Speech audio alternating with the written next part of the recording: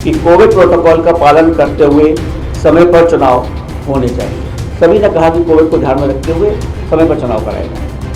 कुछ दलों के प्रतिनिधियों ने दिन के समय बिना कोविड नियमों का पालन किए हुए चुनावी रैलियों के प्रति अपनी चिंता जाहिर की।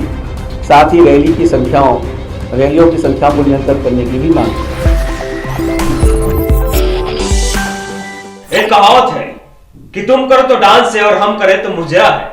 नमस्कार, आप देख रहे हैं दी कंटाप में प्रफुल्ल। एक देश दो विधान, एक देश दो संविधान। ये बातें मैं क्यों कह रहा हूं? क्योंकि सत्ता पक्ष के लिए अलग कानून बनाए गए हैं और विपक्ष के लिए अलग कानून बनाए गए हैं। वो विपक्ष में सपा हो, कांग्रेस हो या अन्य कोई भी दल हो, उनके लिए अलग कानून बनाए गए हैं। और हां, एक चीज और भी है, अगर देश में रहना है तो विपक्ष के लोगों को संविधान के मान मर्यादा का ख्याल रखना होगा, कानून का पालन करना होगा। लेकिन सत्ता पक्ष की कोई जिम्मेदारी नहीं है, सत्ता पक्ष की कोई जवाबदेही नहीं है। खुलेआम कानून की धज्जियां उड़ाएंगे, संविधान के दायरे से बाहर जाके काम करेंगे, कोरोना प्रोटोकॉल का धज्जिया उड़ाएंगे, उसके लिए कोई सवाल जवाब नहीं होगा। लेकिन हां, विपक्ष के लोग अगर ऐसा करते हैं तो उन पे एफआईआर कर दिए जाएंगे, उनके चुनावी रैलियों को रोक दिया जाएगा, उनको कटघरे में लाके खड़ा कर दिया जाएगा। यही हो रहा है उत्तर प्रदेश में।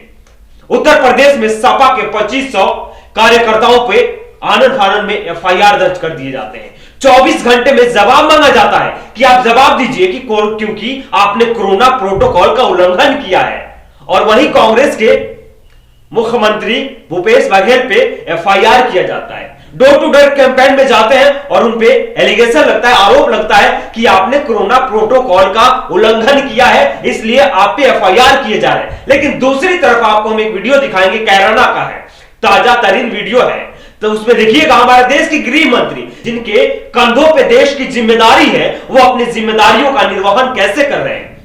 जिनके कंधों पे भारतीय जनता की जिम्मेदारी है उनकी जान की रक्षा करने की, वो उनके जान के साथ कैसे खिलवाड़ कर रहे हैं। ये गौर से आप देखिए, वीडियो आपको दिखा रहा हूं मैं।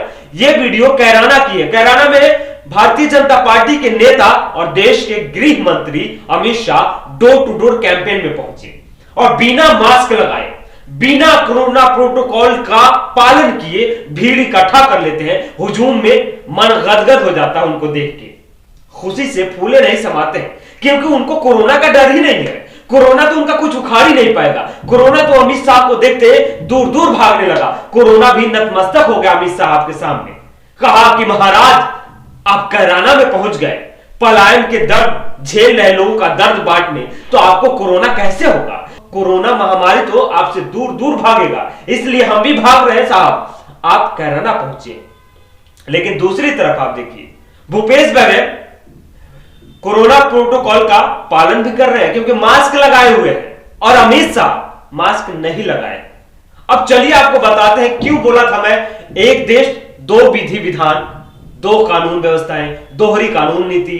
यह इसलिए बोला था क्योंकि जब चुनाव आयोग ने कोविड महामारी को देखते हुए जब 5 राज्यों के लिए निर्देश देते हैं कि आप चुनावी रैलियां कब कर सकते हैं, चुनावी रैलियां कब नहीं कर सकते हैं, अगर आपको चुनावी रैलियां करना है तो किन नियमों का पालन करना है, अगर आपको डोर टू डोर कैंपेन करना है तो किस नियम के तहत करना है, इन तमाम तरह की चीजों की बातें करती है। तो आप वीडियो देखिए, इलेक्शन कमीशन के ऑफिसर है, आला अधिकारी है, और दूसरी तरफ आपको हम दिखा रहे हैं देश के गृह मंत्री अमित शाह है। और बात सुनिए और दूसरी तस्वीर को भी देखते रहिए आप। कि कोविड प्रोटोकॉल का पालन करते हुए समय पर चुनाव होने चाहिए। सभी ने कहा कि कोविड को ध्यान में रखते हुए समय पर चुनाव कराया जाए। कुछ दलों के प्रतिनिधियों ने दिन के समय बिना कोविड नियमों का पालन किए हुए चुनावी रैलियों के प्रति अपनी चिंता जाहिर की। साथ ही रैलियों की संख्या को नियंत्रित करने की भी मांग की। उन्होंने ये भी सुझाव दिया कि घनी आबादी वाले पोलिंग स्टेशंस को खुले स्थानों में किया जाए ताकि कोविड प्रोटोकॉल का पालन करते हुए मतदान संपन्न हो सके। कोविड को देखते हुए, और हमने इसके बारे में यूनियन हेल्थ सेक्रेटरी से भी चर्चा की थी यहाँ पर आने से पहले। We had already met the health secretary of union of India, और उनसे भी इसके बारे में पूरी चर्चा करी थी कि covid vaccination in 5 poll bound state में बढ़ाना ही पड़ेगा और it has to be expedited. तो सुना आपने इलेक्शन कमीशन का क्या ऐलान है, क्या नियम है। अगर आप उस नियम का उल्लंघन करते हैं तो आप पे कार्रवाई होगी। लेकिन आप पे कार्रवाई कब होगी? जब आप विपक्ष के किसी अन्य पार्टी से होंगे, आप सपा से होंगे, बसपा से होंगे, कांग्रेस से होंगे, तो आप पे कार्रवाई हो जाएगी, कानून का डंडा फिर जाएगा। लेकिन अगर आप सत्ता पक्ष से हैं, अगर आप भारतीय जनता पार्टी के नेता हैं, तो आपको कोई परवाह करने की जरूरत नहीं है।